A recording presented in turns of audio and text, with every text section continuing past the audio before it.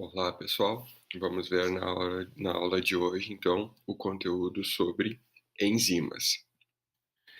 Enzimas são os famosos, conhecidos catalisadores biológicos que existem, nas nossas células e também em nossos líquidos biológicos.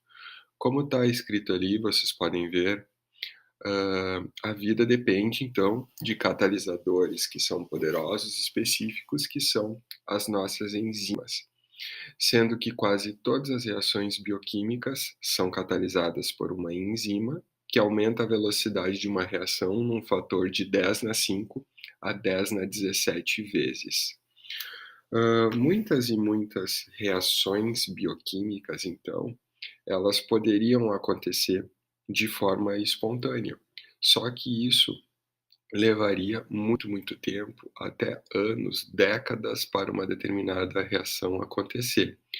E então, muitas dessas reações, elas são aceleradas pelas nossas enzimas, ou seja, as enzimas são parte essencial, da vida. A maioria dessas enzimas são proteínas, ou seja, claro, formadas por aminoácidos. Contudo, já foram identificadas algumas enzimas que são RNAs catalíticos, então, são chamados assim. E dessa forma, então, esses RNAs, é claro que não são formados por aminoácidos, mas sim por nucleotídeos. Além disso, além da parte ou proteica ou de RNA, dependente da enzima em questão, muitas enzimas exigem os chamados cofatores ou coenzimas para terem a sua atividade catalítica. Para algumas enzimas, esses cofatores ou coenzimas são essenciais, ou seja, só há atividade catalítica na presença dessas porções. Mas para algumas enzimas existe reação mesmo na ausência deste cofator ou desta coenzima. Já já vou entrar em mais detalhes do que são esses cofatores e coenzimas aí. Outro ponto a ser falado sobre as enzimas é que elas são classificadas de acordo com o tipo de reação que elas catalisam. Todas as enzimas ainda têm nomes e números formais e muitas delas têm nomes triviais. A gente na nossa disciplina não vai focar nesses nomes e números formais, tá? A gente vai falar mais no nome, mais trivial, no nome mais popular das enzimas, que é realmente o que a gente vê, mais frequentemente nos livros de bioquímica. Mas não esqueçam disso, existem nomes e números formais para cada uma, das enzimas que existem. E outro ponto importante é que as enzimas que são do tipo proteínas, elas têm sua atividade modulada, alterada por variações de pH e de temperatura. Lembrem-se que a gente viu, o conceito de desnaturação lá em proteínas. Pois bem, já que as enzimas do tipo proteínas também são formadas por interações fracas, elas também podem ter sua conformação alterada por variações de temperatura e de pH e, portanto, podem perder a sua função normal caso ocorra uma desnaturação. Aqui temos um esqueminha, então, para deixar mais claro, né? Uma enzima pode, então, ser do tipo RNA, que então são chamados de RNAs catalíticos, ou ainda ribozimas. Mas também a maioria das enzimas são proteínas, tá? E neste caso, esta proteína pode ser uma proteína simples, que então é chamada de apoenzima. Apoenzima, portanto, é o nome que a gente dá à parte proteica de uma enzima, mas a enzima do tipo proteína também pode ser conjugada. E aí é o que a gente viu no slide anterior, conversamos no slide anterior. Quando uma enzima é conjugada, além da parte proteica, a apoenzima, A enzima também vai ter um cofator ou uma coenzima. E neste caso, quando houver essas duas porções, a enzima ela é chamada holoenzima. Então, holoenzima é quando a gente está falando de uma enzima que tem uma apoenzima mais um cofator ou uma coenzima.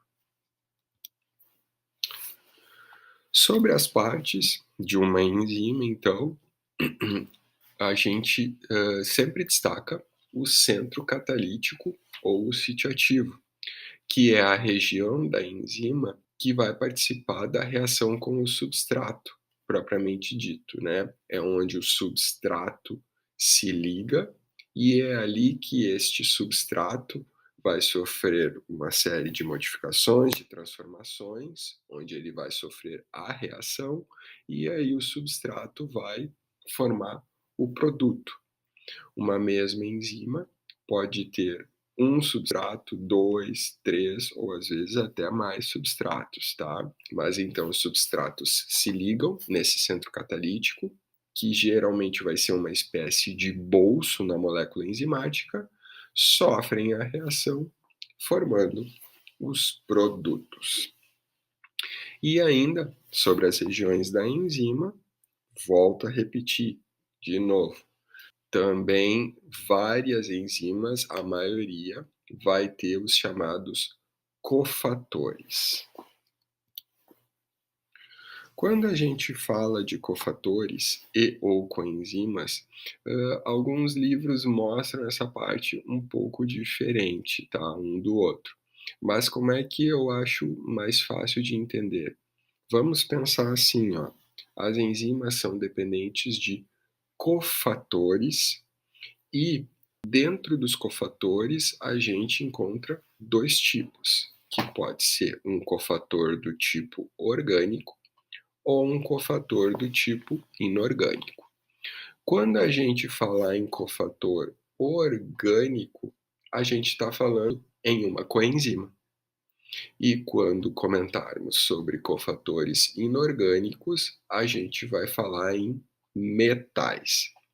Alguns livros, por que que eu disse que eles mostram isso de uma forma diferente? Porque às vezes eles mostram como se uma coenzima é o único tipo de cofator e praticamente não focam nos cofatores inorgânicos. Mas saliento mais uma vez, tá? Cofatores, então, para nós, na nossa disciplina, vão ser divididos em orgânicos, que são as coenzimas, e os inorgânicos, que são os metais. Vocês ainda podem ver essa nomenclatura aqui, ó, grupo prostético.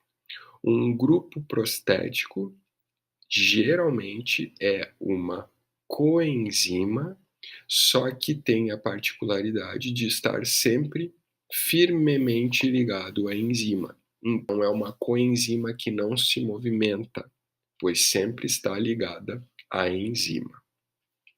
Nessas duas tabelas, então, temos exemplos de cofatores. Aqui em cima, cofatores inorgânicos, que são os metais.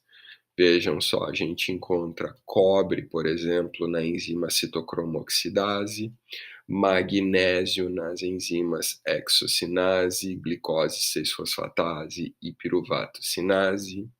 A gente encontra íon zinco, por exemplo, na álcool desidrogenase, e aí tem outros exemplos. Sobre os cofatores do tipo coenzimas, essas coenzimas são derivadas de vitaminas. E como vocês se lembram, acredito eu, ou já tenham visto em algum lugar, vitaminas a gente precisa sempre obter da dieta. E elas são muito importantes, então, para produzir as coenzimas necessárias para as enzimas. Mas aqui a gente vê, então, ó, por exemplo, a coenzima A, que é uma coenzima que faz transferência de grupos acil, por exemplo, derivada do ácido pantotênico e de outros compostos.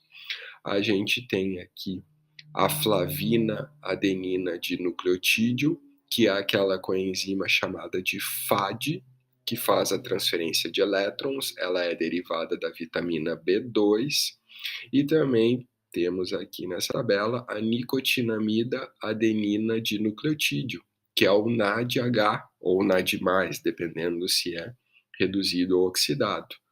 Faz transferência de elétrons na forma de íons H- e é derivada da vitamina ácido nicotínico.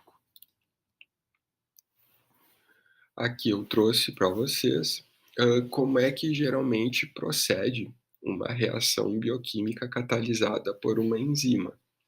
Então, geralmente temos o substrato entrando em contato com a enzima, lá no sítio ativo da enzima, e isso gera um complexo chamado de enzima substrato.